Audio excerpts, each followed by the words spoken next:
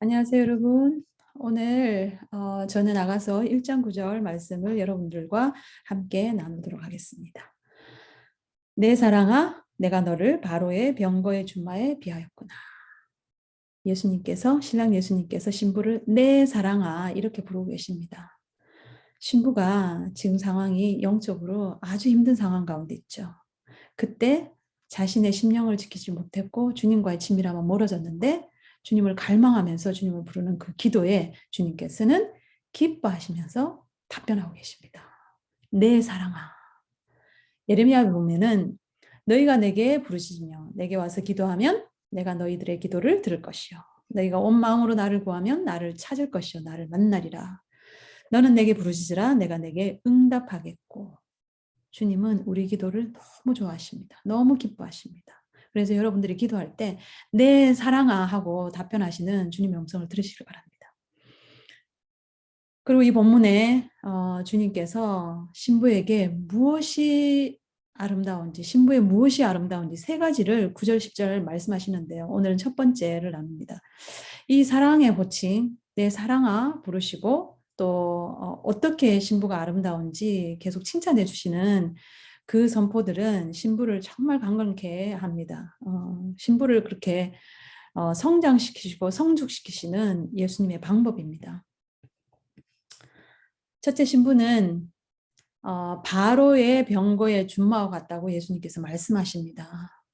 말은 힘과 강인함을 상징하는데요. 준마라 그러면 그 말들 가운데서 뽑은 것이죠. 그 가운데 뽑은 것이고 바로의 병거의 준마면은 이 전투용 말이죠. 바로 그 애굽의 왕의 그 전투 병거를 이렇게 이끄는 말이죠. 그래서 그 힘과 그 강인함이 탁월하겠죠. 네. 주님은 이 신부를 이렇게 준마에 비유하시는데요.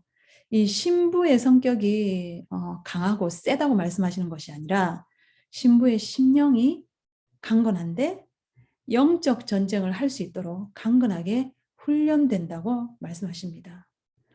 지금의 신부의 모습은 아니죠.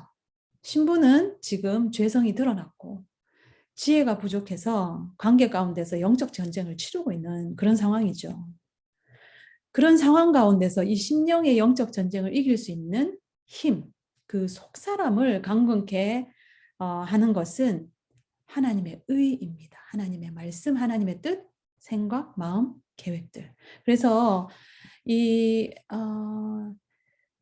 바로의 병거의 준마는 하나님의 의로 강건해진 그런 신부의 모습입니다. 앞으로 그렇게 될 모습을 주님께서 예언적으로 선포하고 계십니다. 하나님의 의에는 두 가지 실제가 있는데요.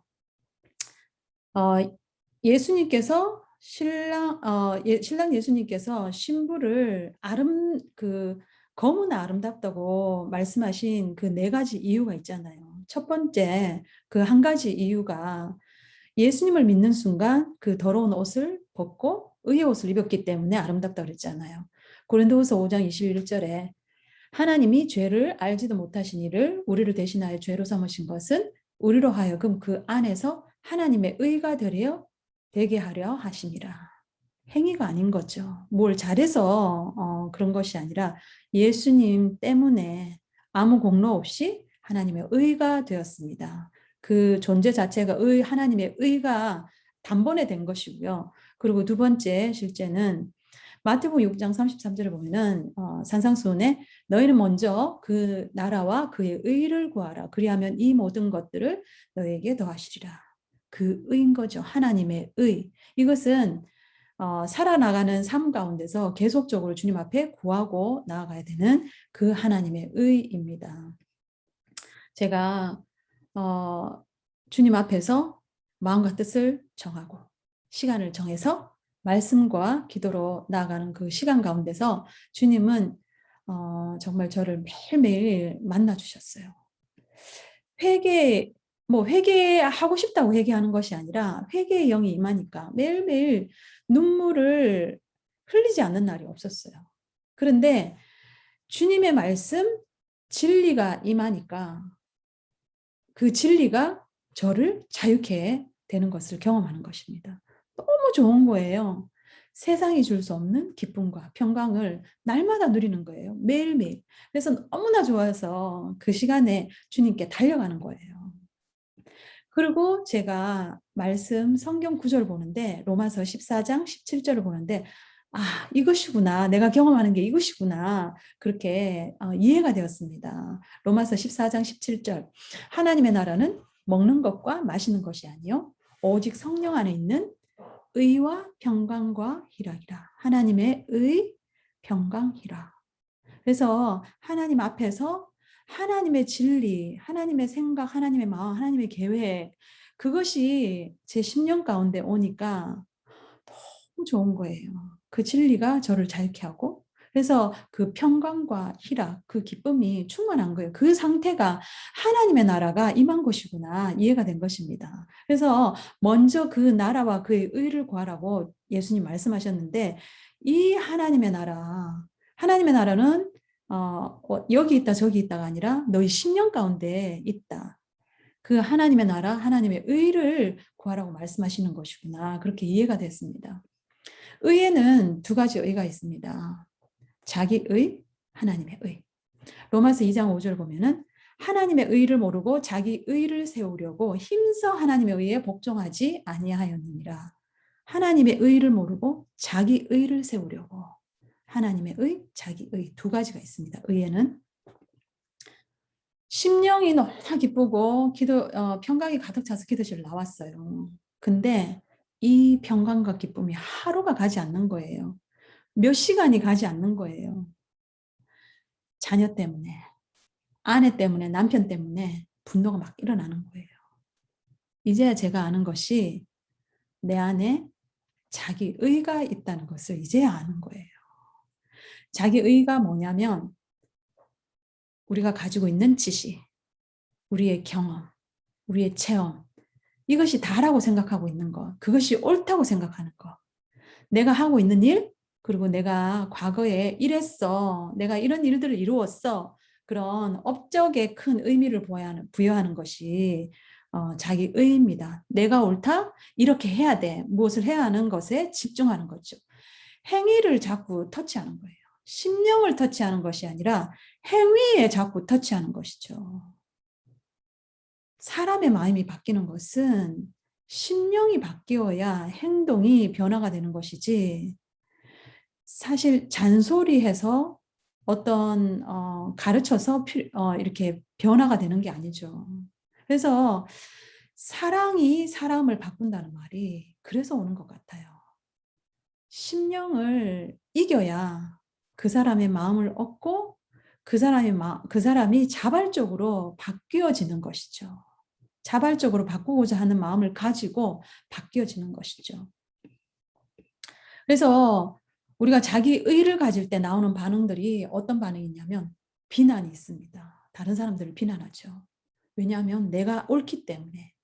내가 옳고 너가 틀렸어. 이렇게 얘기하는 거죠. 그래서 사도 바울은 자기가 가지고 있는 것들을 다 버렸다 그랬어요. 바울이 학벌 좋고 문벌 좋고 지식이 엄청나죠. 그것을 다 버렸다 그랬어요. 빌립보서 3장 7절 9절. 그러나 무엇이든지 내게 유익하던 것, 학벌, 문벌, 지식, 뭐 자랑할 만한 것, 과거의 어떤 일, 내가 그리스도를 위하여 다 해로 여길 뿐더러 이것이 해라는 것입니다.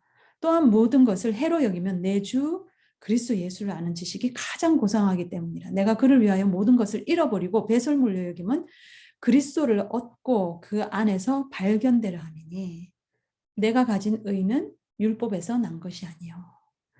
내가 가지고 있던 자기 의를 다 버리고 난 후에 취한 하나님의 의는 율법에서 내 행위로 난 것이 아니요 오직 그리스도를 믿는 믿음으로 말미암은 것이니 곧 믿음으로 하나님께로부터 난 의라. 갈라디아서 5장 6절에 보면은 그리스도 예수 안에서 할례나 무할례나 효력이 없으되 사랑으로서 역사하는 믿음뿐이라. 이것을 해야 된다, 저것을 해야 된다, 이것이 중요하다, 저것이 중요하다. 이게 아니라는 거죠. 할례나 무할례나 아무 효력이 없다. 그러나 사랑으로서 역사하는 믿음뿐입니다. 그리고 자기 의가 있으면 분노가 일어나요. 자기 뜻대로 안 되니까 분노가 일어나요. 버럭해요. 야고보서 1장 20절 보면은 사람이 성내는 것이 하나님의 의를 이루지 못함이라. 하나님의 의. 이것이 하나님의 뜻이라고 생각하고 나가는 그 과정 가운데서 화가 일어나는 것은 하나님의 의를 이루지 못하는 것입니다. 사랑은 성내지 아니하고. 그리고 자기 의가 있는 사람은 자랑하는 것을 좋아합니다. 바울은 그렇게 얘기하죠. 내가 한 일을 잊어버리고 표대를 향하여 나간다고 그랬는데 내가 한 일을 잊어버리는 것이 아니라 계속 이야기하죠. 내가 이런 일을 했고 저런 일을 했고 내가 이런 업적을 이루었다. 다른 사람들에게 알아달라고 하는 것이죠. 그것이 자기 의가 된 것이죠. 사랑은 자랑하지 아니하고. 누가복음 17장 10절에 보면은 이와 같이 너희도 명령받은 것을 다 행한 후에 이르기를 우리는 무익한 종이라 우리가 하여야 할 일을 한 것뿐이라 할지니라. 우리가 다 그렇게 얘기하잖아요. 모든 것이 주님의 은혜입니다. 주님이 허락해 주셔서 주님이 부어 주셔서 재정도 허락하시고 지혜도 주시고 또 사람도 붙여 주셔서 모든 것을 했습니다. 그러나 시간이 지났더니 자랑하게 되는 거죠. 아니라는 거죠. 그래서 하나님이 주시는 능력과 하나님이 주신 그 모든 것을 가지고 했을 때는 결국에 우리는 무익한 종이라 이렇게 고백할 수밖에 없는 하나님의 의를 취한 사람들은 이런 삶의 모습이 있는 거죠. 자기 의를 가진 사람은 이 영혼의 깊은 곳에 기쁨과 만족이 없습니다. 그래서 계속 지식을 찾죠. 유튜브를 막 찾아요. 이 자신의 삶의 변화를 위해서가 아니라 말씀과 기도로 주님께 엎드리는 것이 아니라 다른 사람들에게 내세울 이야기거리, 지식거리를 찾지요. 언제나 불만족하고요. 그리고 어떤 불공평함이 있으면 분노하게 되죠. 그리고 우울함, 자괴감에 빠지게 되죠. 이 자기 의를 제거하고 하나님의 의를 취하는 것은 지속적으로 자신을 돌아보고 깨어있어 하는 것이라고 생각합니다. 베드로가 마태복음 16장에 보면은 그런 말씀 있잖아요. 신앙 고백, 엄청난 멋진 신앙 고백 하잖아요. 주는 그리스도시요 살아계신 하나님의 아들입니다. 예수님께서 말씀하시죠. 바요나 시모나 내가 복되도다 이것을 알게 하니는 혈육이 아니요 하늘에 계신 내 아버지시로다. 칭찬을 엄청 많이 받았어요. 그런데 다음 순간 예수님께서 십자가에 달려 죽으실 것을 말씀하시니까 주여 그럴 수 없나이다. 이 일이 결코 주님께 미치지 아니하리이다. 이렇게 주님을 붙잡는 거예요. 그러니까 예수님이 사단아 내 뒤로 물러가라. 너는 나를 넘어지게 하는 자로다.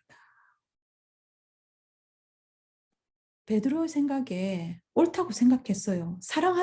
사랑으로 주님을 사랑하는 마음으로 이렇게 말한 것이에요. 그러나 그것이 성령 회방이 될 수 있었던 거죠. 하나님 나라를 거스르는 일이 될 수 있는 것이죠. 우리는 그럴 수 있습니다. 우리가 깨어있지 않으면은 단순간에 단번에 그럴 수 있다는 거죠. 그래서 매사에 하나님의 뜻과 생각과 계획을 구하면서 나가야 되는 것이죠.